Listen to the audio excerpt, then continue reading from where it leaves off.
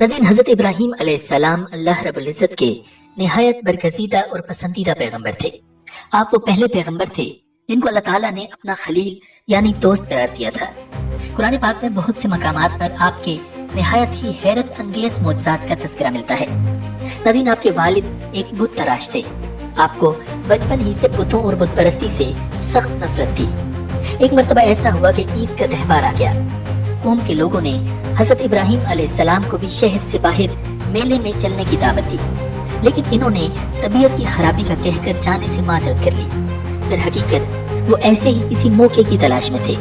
चुनांचे जब पूरी कौम मेले में शिरकत के लिए चली गई तो हज़रत इब्राहीम अलैहिस्सलाम एक कुल्हाड़ा लेकर बुतखाने में दाखिल हो गए। उनमें से अक्सर उनके बाप आज़र के हाथों से तराशे हुए थे। हज़रत इब्राहीम अलैहिस्सलाम ने तमाम बुतों को तोड़ डाला और आखिर में कुल्हाड़े को बड़े बुत के कांधे पर लटकाकर अपने घर आ गए। शाम को जब कौम मेले से वापस आई तो बुतखाने में तबाही का मंजर उनका मुंतज़िर था। कुरान करीम में इस हवाले से फरमाया गया है, जिसका तर्जुमा है, कहने लगे हमारे माबूदों के साथ ये सुलूक किसने किया? बेशक वो तो जालिमों में से है। लोगों ने कहा कि हमने एक नौजवान को उनका जिक्र करते हुए सुना है, उसका नाम इब्राहीम है। वो बोले कि उसे लोगों के सामने लाओ ताकि वो गवाह रहे। जब इब्राहीम अलैहिस्सलाम आए तो इन्होंने कहा कि क्या हमारे माबूदों के साथ ये काम तुमने किया है? इब्राहीम अलैहिस्सलाम ने कहा, ये काम उस बड़े बुत ने किया होगा। अगर ये बोलते हैं तो इन्हीं से पूछ लो। वो सर नीचा करके बोले, तुम जानते हो कि ये बोल नहीं सकते। नाज़रीन, बुतों को तोड़ने का अमल नमरूद समेत पूरी कौम के लिए नाकाबिले माफी जुर्म था। लिहाजा फैसला किया गया कि हज़रत इब्राहीम अलैहिस्सलाम को आग में डाल दिया जाए ताकि आइंदा किसी को बुतों की बेहुरमती की हिम्मत ही ना हो। चुनांचे पूरी कौम लकड़ियां जमा करने के अमल में मसरूफ हो गई। एक मुद्दत तक कौम लकड़ियां जमा करती रही। जब लकड़ियों का पहाड़ खड़ा हो गया तो एक बहुत गहरी खंदक खोदी गई। लकड़ियों के इस ढेर को उसमें डाला गया। नाज़रीन, इसराइली रिवायात में आता है कि बहुत गहराई में होने के बावजूद भी लकड़ियों का ढेर आसमान से बातें कर रहा था। जिस दिन लकड़ियों के ढेर में आग लगाई जानी थी, उससे पहले शैतान नमरूद के दरबार में पहुंचा और बोला, अच्छा सलामत, जब लकड़ियों के इस पहाड़ में आग लगेगी तो उसकी तपिश की वजह से कोई भी उसके करीब न जा सकेगा। लिहाजा आप इब्राहीम को आग में कैसे डालेंगे? ये वो सवाल था जो न नमरूद के जहन में आया था, न ही उसके मुशीरों और मज़ाहिमों के। शैतान ने जब नमरूद को परेशान देखा तो फौरन बोला, तुम परेशान क्यों होते हो? मैं हूं ना। तुम बस ऐसा करो, अपना एक बेहतरीन शख्स मेरे हवाले कर दो। मैं उसे एक ऐसी मशीन बनाना सिखा दूंगा जिससे किसी भी चीज को काफी दूर तक फेंका जा सकता है। चुनांचे कौम में से एक बेहतरीन कारीगर को तलाश करके शैतान के हवाले कर दिया गया। नाज़रीन, अल्लामा इब्न कसीर रहमहुल्लाह फरमाते हैं, जो मशीन बनाई गई उसे मंजनीक का नाम दिया गया। संगबारी की यह दस्ती मशीन एक मकाम पर खड़ी कर दी गई। नाज़रीन, तारीखी रिवायात में है कि शहर के लोग कई माह तक मैदान में लकड़ियां जमा करते रहे। लकड़ियां जमा करने के बाद 7 दिन तक पूरी कौम उसमें आग लगाकर उसे भड़काती रही, यहाँ तक कि उसकी शोले फिजा में आसमान तक इस कदर बुलंद हो गए कि अगर कोई परिंदा उस पर से गुजरे तो जल जाए। आग अपने गैज़ व गज़ब के साथ भड़क रही थी। अल्लाह के खलील को मोटी रस्सियों में जकड़कर मंजनीक के पलड़े में बिठा दिया गया था। इब्लीस के मकरूह चेहरे पर शैतानी मुस्कुराहट थी। वो भेस बदलकर इस पूरे अमल की निगरानी कर रहा था। जिस वक्त पैगंबर खुदा मंजनीक के जरिए आग के उस खौफनाक समंदर में डाले जाने वाले थे, उस वक्त मलाइका समेत जमीन और आसमान की सब मखलूकात चीख उठी कि यार अब तेरे खलील पर क्या कयामत गुजर रही है। रब ताला ने फरमाया, जाओ, अगर मदद कर सकते हो तो करो। फरिश्तों ने मदद करने के लिए हज़रत इब्राहीम अलैहिस्सलाम से इजाजत चाही तो आप अलैहिस्सलाम ने फरमाया, मेरे लिए मेरा अल्लाह काफी है, वो मेरा हाल देख रहा है। जिब्रील अमीन अलैहिस्सलाम ने अर्ज किया, आपको मुझसे किसी किस्म की मदद की हाजत है तो हुक्म करें, मैं हाजिर हूँ। फरमाया, हाजत तो है मगर आपकी तरफ से नहीं बल्कि अपने रब की तरफ से। नज़ीर, इमाम बुखारी ने हज़रत इब्न अब्बास रज़ियल्लाहु ताला अन्हु से रिवायत की है कि जब हज़रत इब्राहीम अलैहिस्सलाम को आग में फेंका गया तो उन्होंने कहा, हस्बुनल्लाहु व निअमल वकील, जिसका तर्जुमा है, हमें अल्लाह ही काफी है और वो बेहतरीन कारसाज है। हज़रत अबू हुरैरा रज़ियल्लाहु ताला अन्हु से मरवी है कि नबी अकरम सल्लल्लाहु अलैहि वसल्लम ने फरमाया, جب حضرت ابراہیم علیہ السلام کو آگ میں ڈالا گیا تو انہوں نے کہا، اے میرے اللہ، وہ آسمان میں تنہا ہے اور زمین میں تیری عبادت کرنے والا تنہا ہے۔ ناظرین، چونکہ حضرت ابراہیم علیہ السلام کو آگ میں پھینکا گیا، اللہ رب العزت فرماتے ہیں، اور ہم نے حکم دیا، اے آگ ٹھنڈی پڑ جا اور ابراہیم کے لیے سلامتی والی بن جا۔ اور پھر اللہ رب العزت کے حکم سے انتہائی ناقابل یقین معجزہ رونما ہوا اور ابراہیم علیہ السلام کو اس آگ نے بال برابر بھی نقصان نہیں پہنچایا۔ ناظرین، روایات میں آتا ہے کہ حضرت ابراہیم علیہ السلام اس آگ میں 40 یا 50 دن ٹھہرے۔ سورہ بقرہ کی آیہ نمبر 260 میں حضرت ابراہیم علیہ السلام کا ایک انتہائی حیرت انگیز معجزہ بیان کیا گیا ہے۔ اللہ رب العزت کا ارشاد ہے، اور اس وقت کا تذکرہ سنو جب ابراہیم نے کہا تھا کہ میرے پروردگار، مجھے دکھائیے کہ آپ مردوں کو کیسے زندہ کرتے ہیں۔ اللہ نے کہا، کیا تمہیں یقین نہیں؟ کہنے لگے، یقین کیوں نہ ہوتا، مگر یہ خواہش اس لیے کی ہے تاکہ میرے دل کو پورا اطمینان حاصل ہو جائے۔ اللہ نے کہا، اچھا تو 4 پرندے لو اور انہیں اپنے سے مانوس کر لو، پھر ان کو ذبح کر کے ان کا ایک ایک حصہ ہر پہاڑ پر رکھ دو، پھر ان کو بلاؤ تو چاروں تمہارے پاس دوڑے چلے آئیں گے۔ اور جان رکھو کہ اللہ پوری طرح صاحب اقتدار بھی ہے، اعلیٰ درجے کی حکمت والا بھی۔ پھر ابراہیم علیہ السلام نے ایسا ہی کیا، اور جب انہوں نے پکارا تو اللہ تعالیٰ کے حکم سے چاروں پہاڑوں پر رکھے ہوئے پرندوں کے مختلف اعضاء ان کی طرف آتے رہے اور جڑتے رہے، یہاں تک کہ ان کے بدن کے تمام اجزاء آپس میں جڑ گئے، ان پر پہلے کی طرح پر آ گئے اور وہ زندہ ہو کر اڑ گئے۔ ناظرین، حضرت عیسیٰ علیہ السلام اللہ رب العزت کے انتہائی خاص پیغمبر تھے۔ آپ کو اللہ تعالیٰ نے ایسے حیرت انگیز معجزات عطا فرمائے جیسے آپ کے علاوہ کسی بھی پیغمبر کو عطا نہیں کیے گئے۔ یہ معجزات اس قدر حیران کن تھے کہ ان کو دیکھ کر لوگ آپ کو نعوذ باللہ خدا کا بیٹا کہنے لگے۔ آج کی اس ویڈیو میں ہم آپ کو حضرت عیسیٰ علیہ السلام کے ان معجزات کے بارے میں بتائیں گے جن کا ذکر قرآن مجید میں موجود ہے۔ ناظرین، سورہ مریم کی آیات 16 سے 35 کے درمیان حضرت عیسیٰ علیہ السلام کی پیدائش کا ذکر فرمایا گیا ہے۔ حضرت مریم علیہ السلام بیت المقدس سے متصل حجرے میں قیام پذیر تھی۔ ایک دن وہ مسجد کے مشرقی کونے میں عبادت یا کسی اور مقصد سے تشریف لے گئیں اور پردہ کر لیا۔ امام قرطبی فرماتے ہیں کہ وہ حسب عادت یکسوئی کے ساتھ عبادت الہی میں مشغول ہونے کے لیے حجرے کے مشرقی جانب کسی گوشے میں تشریف لے گئیں۔ حضرت مریم علیہ السلام اس گوشے میں تنہا تھیں کہ اچانک حضرت جبریل علیہ السلام انسانی شکل میں تشریف لائے۔ حضرت مریم نے جب اجنبی شخص کو یوں اپنے قریب دیکھا تو گھبرا گئی اور کہنے لگی، میں تجھ سے رحمان کی پناہ مانگتی ہوں، اگر تو اللہ سے ڈرتا ہے تو یہاں سے چلا جا۔ حضرت جبریل علیہ السلام نے فرمایا، تم مجھ سے ڈرو نہیں، میں تو پروردگار کا بھیجا ہوا فرشتہ ہوں اور تمہیں ایک پاکیزہ بیٹا دینے کی خوشخبری لے کر آیا ہوں۔ حضرت مریم علیہ السلام نہایت حیران اور پریشان ہوئی اور تعجب سے فرمایا، بھلا میرے ہاں بچہ کیسے ہو سکتا ہے؟ مجھے تو کسی انسان نے ہاتھ تک نہیں لگایا اور نہ ہی میں بدکار ہوں۔ حضرت جبریل علیہ السلام نے ارشاد فرمایا، ہاں بات تو یہی ہے، لیکن اللہ تعالیٰ فرماتے ہیں کہ یہ میرے لیے بہت آسان ہے اور ہم اسے اپنی قدرت تخلیق کے لیے نشانی بنانا چاہتے ہیں۔ اس سے قبل ہم نے تمہارے باپ آدم علیہ السلام کو مرد اور عورت کے بغیر اور تمہاری ماں حوا علیہ السلام کو صرف مرد سے پیدا کیا، اور اب عیسیٰ علیہ السلام کو پیدا کر کے تیسری شکل میں بھی پیدا کرنے پر اپنی قدرت کا اظہار کرنا چاہتے ہیں، اور وہ ہے صرف بغیر مرد کے پیدا کرنا۔ دراصل اللہ تعالیٰ تو قادر مطلق ہیں، وہ جب جہاں اور جس طرح چاہیں پیدا کر سکتے ہیں۔ وہ بے جان چیز سے جاندار کو پیدا کر سکتے ہیں اور جاندار سے بے جان۔ ناظرین، بیٹے کی بشارت کے بعد حضرت جبریل علیہ السلام نے حضرت مریم علیہ السلام پر پھونک ماری اور وہاں سے چلے گئے۔ کچھ دنوں کے بعد حضرت مریم علیہ السلام کو بچے کی پیدائش کے آثار محسوس ہونے لگے۔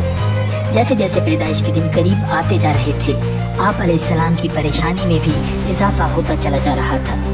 جب پیدائش کا وقت قریب آیا تو آپ علیہ السلام لوگوں کے خوف سے بیت المقدس سے تقریباً 9 میل دور جنگل کی جانب ایک پہاڑی کوہ سرا کی جانب چلی گئیں۔ یہی وہ جگہ ہے جو بعد میں بیت اللحم کہلائی۔ جب درد ذہ شروع ہوا تو آپ علیہ السلام ایک کھجور کے درخت سے ٹک لگا کر بیٹھ گئے۔ زچگی کی تکلیف کی شدت اور دنیا والوں کے خوف نے آپ دیدہ کر دیا۔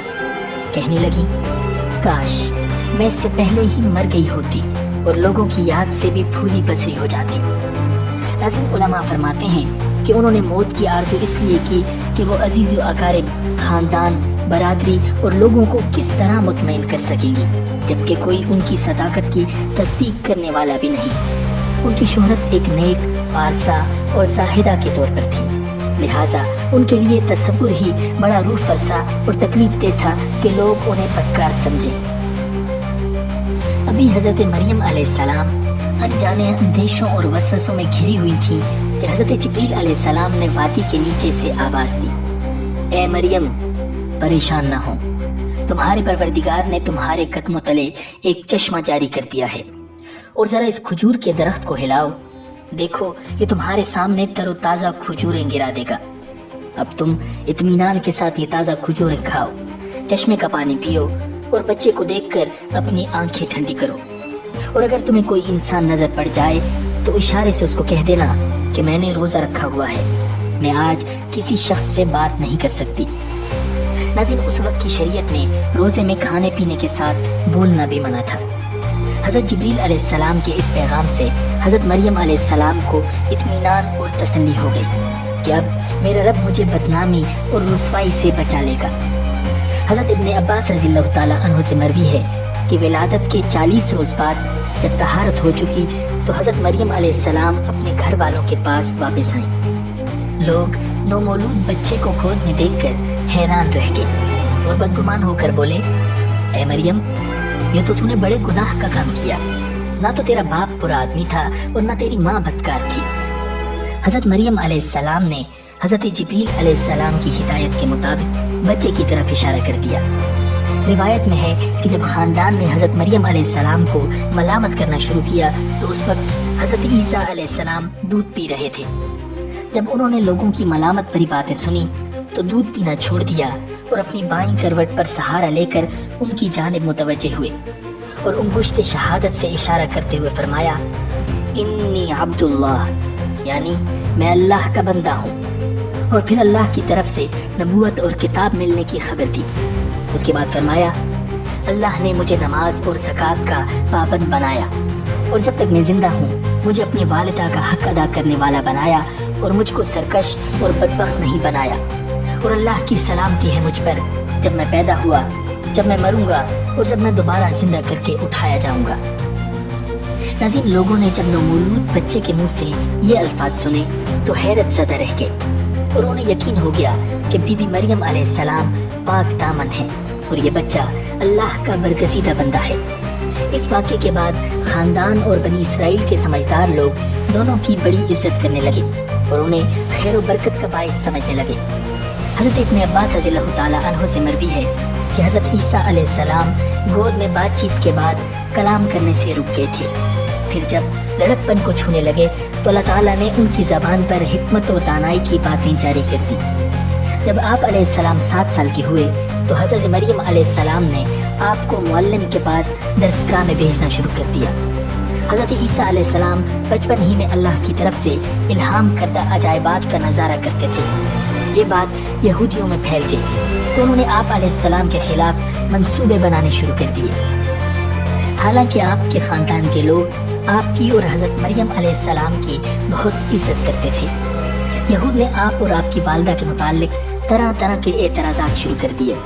یہ وہ وقت تھا کہ جب حضرت زکریا علیہ السلام بنی اسرائیل کے پیغمبر تھے، لیکن یہود اپنی سابقہ روایات اور عادات خبیثہ کے باعث حضرت زکریا علیہ السلام کی نافرمانی اور ان کی تکذیب کرتے تھے۔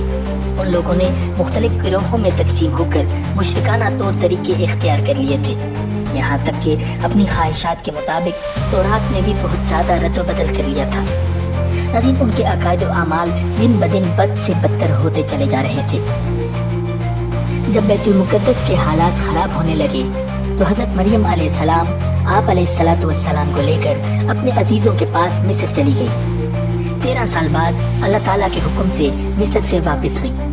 پھر اللہ تعالیٰ نے آپ علیہ السلام کو انجیل عطا فرمائی اور تورات کی تعلیم دی اور بہت سے معجزات عطا فرمائے، جن کا ذکر سورہ آل عمران کی آیہ نمبر 49 میں موجود ہے، جس کا ترجمہ ہے اور اسے بنی اسرائیل کے پاس رسول بنا کر بھیجے گا جو لوگوں سے یہ کہے گا کہ میں تمہارے رب کی طرف سے ایک نشانی لے کر آیا ہوں، اور وہ نشانی یہ ہے کہ میں تمہارے سامنے گارے سے پرندے جیسی ایک شکل بناتا ہوں، پھر اس میں پھونک مارتا ہوں تو وہ اللہ کے حکم سے پرندہ بن جاتا ہے، اور میں اللہ کے حکم سے مادرزاد اندھے اور کوڑی کو تندرست کر دیتا ہوں اور مردوں کو زندہ کر دیتا ہوں، اور تم لوگ جو کچھ اپنے گھروں میں کھاتے یا ذخیرہ کر کے رکھتے ہو میں وہ سب بتا دیتا ہوں۔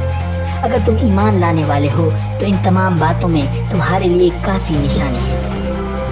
ناظرین، اس آیہ مبارکہ میں حضرت عیسیٰ علیہ السلام کے 5 معجزات کا بیان ہے۔ مٹی سے پرندے کی صورت بنا کر پھونک مارنا اور اس سے حقیقی پرندہ بن جانا، پیدائشی اندھوں کو آنکھوں کا نور عطا فرما دینا، کوڑ کے مریض کو شفایاب کر دینا، مردوں کو زندہ کر دینا اور غیب کی خبریں دینا۔ جب بنی اسرائیل نے یہ معجزہ طلب کیا کہ مٹی کا پرندہ بنا کر اڑا دیں تو حضرت عیسیٰ علیہ السلام نے مٹی کی چمگادڑ بنا کر اس کو اڑا دیا۔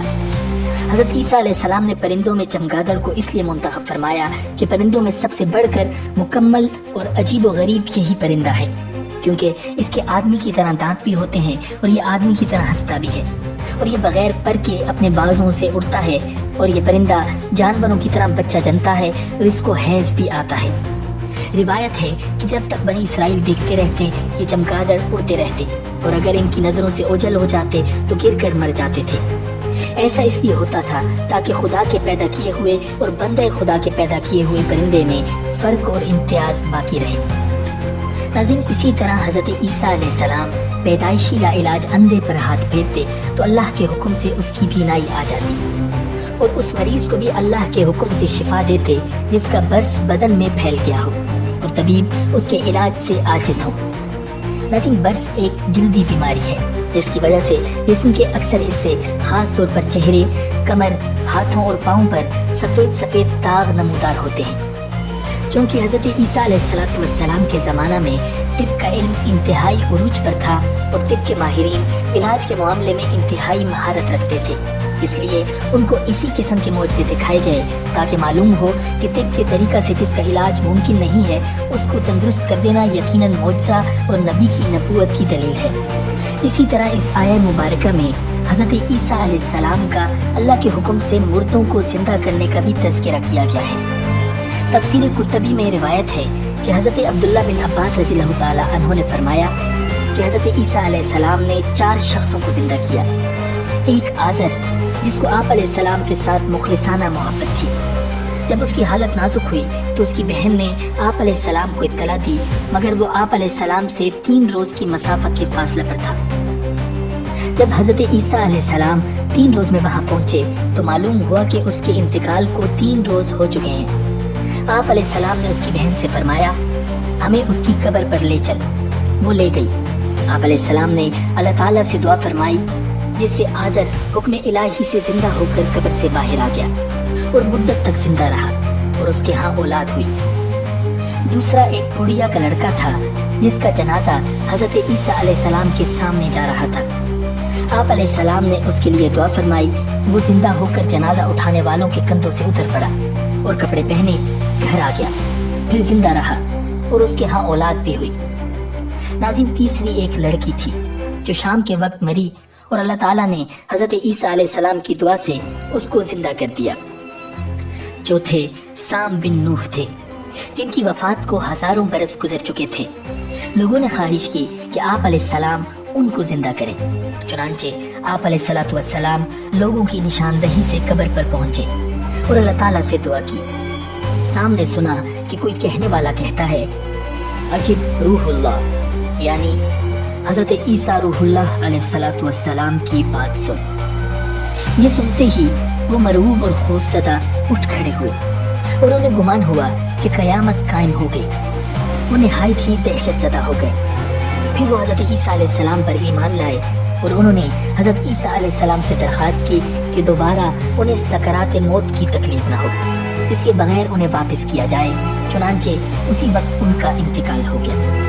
ناظرین، جب حضرت عیسیٰ علیہ السلام نے بیماروں کو اچھا کیا اور مردوں کو زندہ کیا تو بعض لوگوں نے کہا کہ یہ تو جادو ہے، اور کوئی معجزہ دکھائیے۔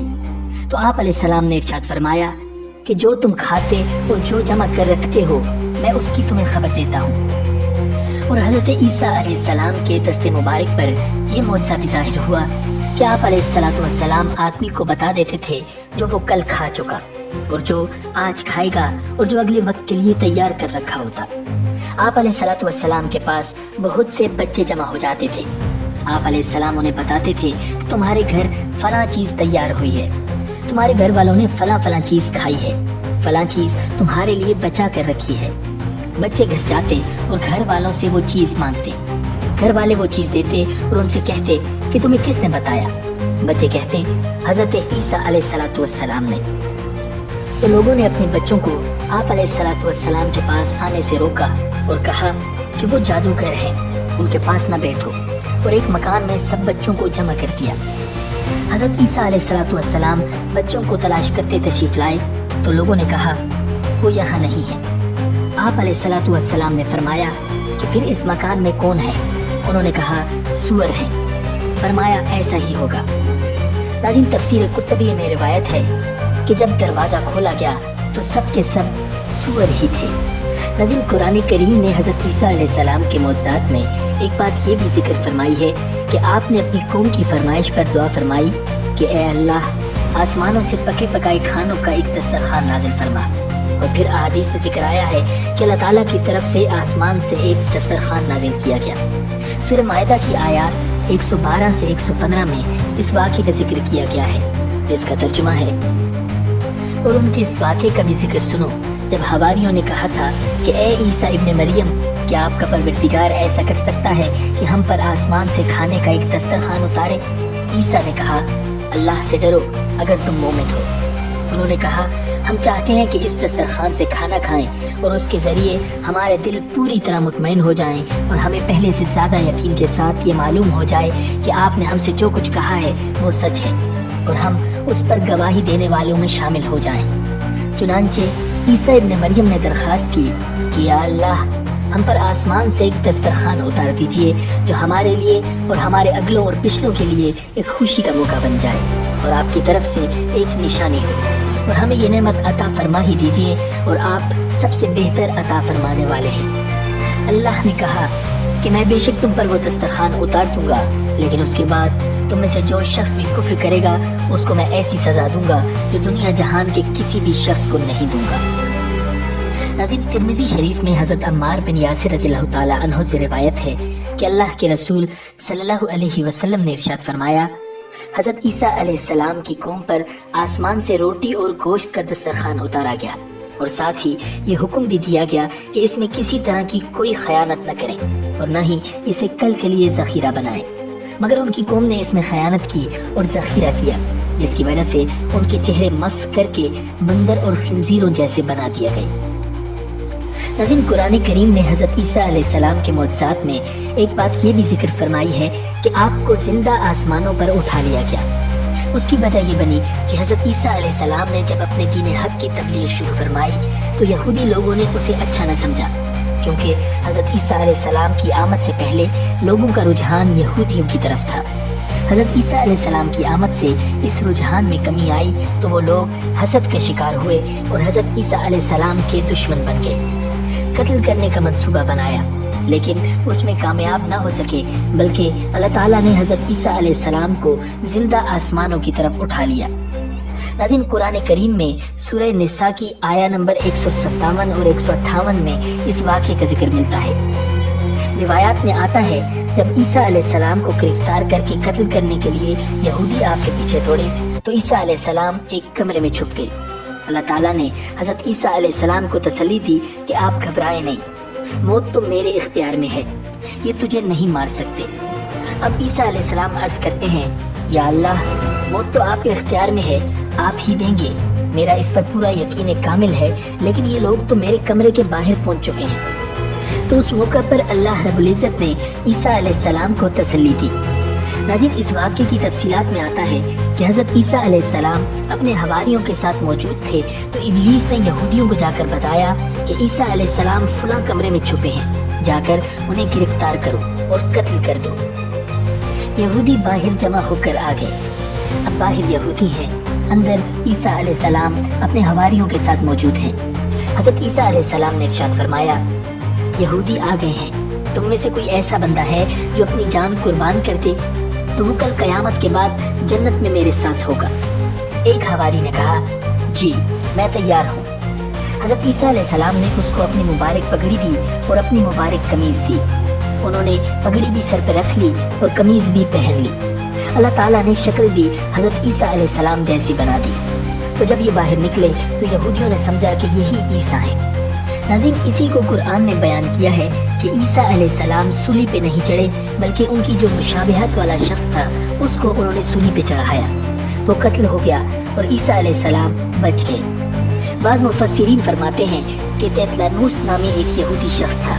उसको यहूदियों ने ईसा अलैहिस्सलाम को कत्ल करने के लिए कमरे के अंदर भेजा तो उसकी शक्ल को अल्लाह ताला ने तब्दील कर दिया। जब बाहर निकला तो यहूद ने उसे हजरत ईसा अलैहिस्सलाम समझकर सूली पर चढ़ा दिया। बहरहाल कुरान का फैसला है, वमा क़तलूहु वमा सलबूहु वलाकिन शुब्बिह लहुम, कि अल्लाह ताला ने ईसा अलैहिस्सलाम की शबीह बना दी थी। यहूद उनको न कत्ल कर सके और न सलीब पर चढ़ा सके। अल्लाह ताला ने उनको आसमान पर उठा लिया। नाज़रीन, ईसा अलैहिस्सलाम के मौजज़ात में ये भी शामिल है कि वो कुर्ब क़यामत दूसरे आसमान से नाजिल होंगे।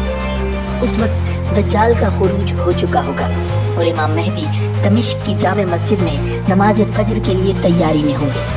इसी दौरान हजरत ईसा अलैहिस्सलाम आसमान से जामे मस्जिद के मशरिकी मीनार पर दो फरिश्तों के परों पर हाथ रखे हुए नाजिल होंगे और नमाज से फरागत के बाद इमाम मेहदी की मैयत में दज्जाल पर चढ़ाई करेंगे। हजरत ईसा अलैहिस्सलाम के सांस में ये तासीर होगी कि काफिर उसकी ताब न ला सकेगा।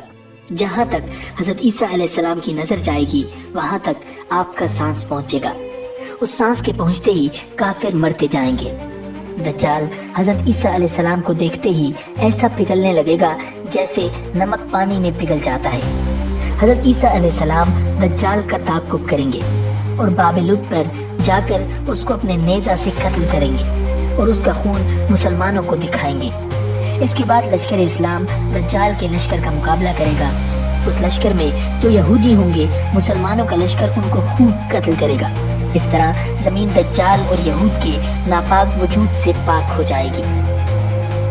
नाज़रीन, हज़रत अब्दुल्ला बिन अमर रज़ियल्लाहु ताला अन्हु से मरवी है कि अल्लाह के रसूल सल्लल्लाहु अलैहि वसल्लम ने इरशाद फरमाया, हज़रत ईसा इब्न मरियम अलैहिस्सलाम कुर्ब क़यामत में आसमान से ज़मीन पर नाजिल होंगे। वो निकाह करेंगे और उनकी औलाद भी होगी। दुनिया में उनकी मुद्दत क़याम 45 साल होगी। फिर आपकी वफ़ात होगी। मेरे रोज़ा में मेरे साथ दफन किए जाएंगे और क़यामत वाले दिन मैं और ईसा इब्न मरियम दोनों एक ही मकबरे से अबू बकर उमर रज़ियल्लाहु ताला अन्हुमा के साथ बाहर आएंगे। नाज़रीन, हज़रत यूनुस अलैहिस्सलाम अल्लाह रब्बुल इज़्ज़त के निहायत ही जलीलुल कदर पैगंबर थे। कुरान मजीद में अल्लाह रब्बुल इज़्ज़त ने उनसे मुताल्लिक इंतहाई नाकाबिल यकीन मुअज्जिज़ात बयान किए हैं जिन्हें जानकर आप हैरान रह जाएंगे। नाज़रीन, हज़रत यूनुस अलैहिस्सलाम दजला के बाएं किनारे पर आबाद इराकी शहर मूसल में पैदा हुए। आप हज़रत हूद अलैहिस्सलाम की औलाद में से थे। मूसल के मुकाबिल नैनवा शहर था जो उस जमाने में अपने उरूज पर था। नैनवा की आबादी तकरीबन 1 लाख से ज्यादा थी। यूनुस अलैहिस्सलाम एक अरसे तक नैनवा के लोगों को तौहीद की दावत और बुत परस्ती से रोकते रहे, मगर कौम ने उनकी दावत कबूल करने से साफ इनकार कर दिया। जब उनकी सरकशी और नाफरमानी इंतहा को पहुंच गई तो अल्लाह रब्बुल इज़्ज़त ने हज़रत यूनुस अलैहिस्सलाम को हुक्म दिया कि लोगों को आगाह कर दो कि 3 दिन के अंदर अंदर उन पर अजाब आने वाला है। आप अलैहिस्सलाम ने कौम में उसका ऐलान कर दिया। ये सुनकर कौम यूनुस ने आपस में मशवरा किया तो इस बात पर उन सब का इत्तेफाक हुआ कि यूनुस अलैहिस्सलाम को कभी झूठ बोलते नहीं देखा गया, लिहाजा उनकी बात नजरअंदाज नहीं करनी चाहिए।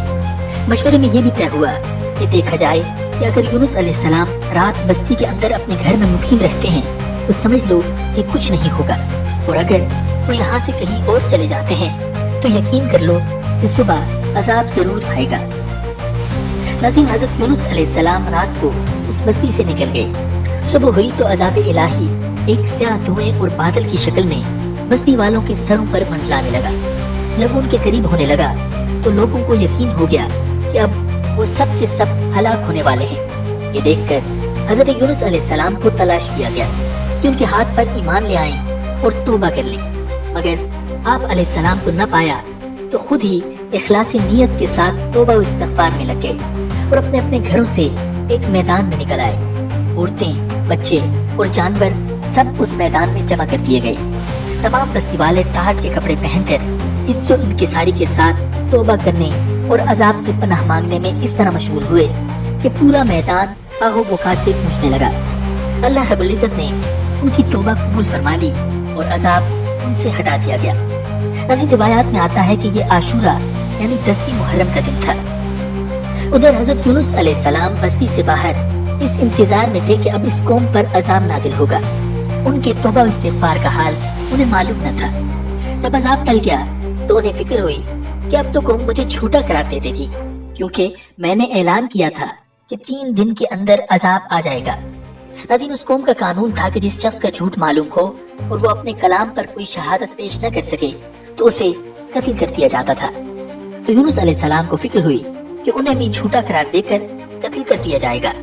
اس رنج و غم اور پریشانی کے عالم میں اس شہر سے نکل جانے کا ارادہ کر کے چل دیے، یہاں تک کہ بحیرہ روم کے کنارے پہنچ گئے۔ وہاں ایک کشتی دیکھی جس میں لوگ سوار تھے۔ آپ کو ان لوگوں نے پہچان لیا اور کرائی کے بغیر سوار کر لیا۔ ناظرین، کشتی روانہ ہو کر جب بست میں پہنچی تو اچانک ٹھہر گئی، نہ آگے بڑھتی تھی اور نہ ہی پیچھے۔ کشتی والوں نے آواز لگائی کہ ہماری اس کشتی میں کوئی ظالم، گنہگار یا بھاگا ہوا غلام سوار ہو جاتا ہے تو یہ کشتی خود بخود رک جاتی ہے۔ ایسے آدمی کو چاہیے کہ خود کو ظاہر کر دے تاکہ اس کی وجہ سے سب پر مصیبت نہ آئے۔ اس پر حضرت یونس علیہ السلام بول اٹھے کہ وہ بھاگا ہوا غلام گنہگار میں ہی ہوں۔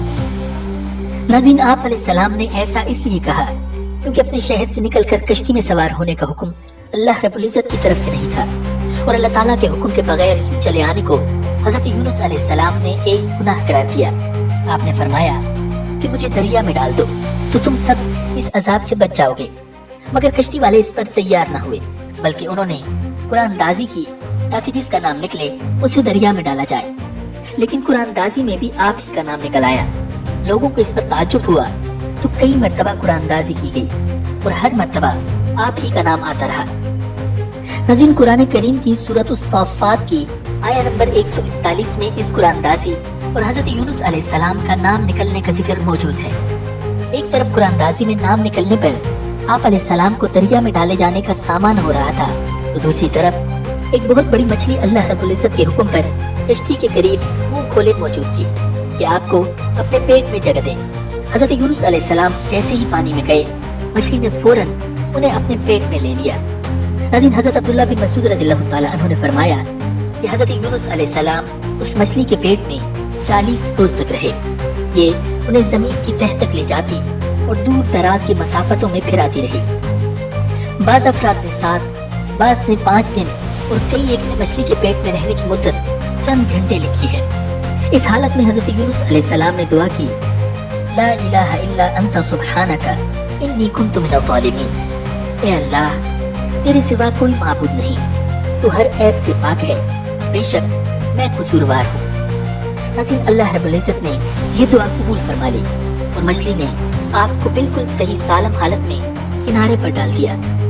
مچھلی کے پیٹ کی گرمی سے ان کے بدن پر کوئی بال نہ رہا تھا۔ اللہ رب العزت نے ان کے قریب ایک درخت اگا دیا جس کے پتوں کا سایہ آپ کے لیے راحت کا سبب بن گیا۔